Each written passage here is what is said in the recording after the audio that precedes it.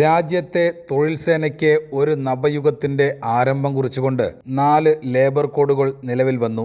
വേതന കോഡ് 2019, വ്യവസായ ബന്ധ കോഡ് 2020, സാമൂഹിക സുരക്ഷാ കോഡ് 2020, തൊഴിൽ ആരോഗ്യ സുരക്ഷാ കോഡ് 2020 എന്നീ ലേബർ കോഡുകളാണ് നിലവിൽ വന്നത്.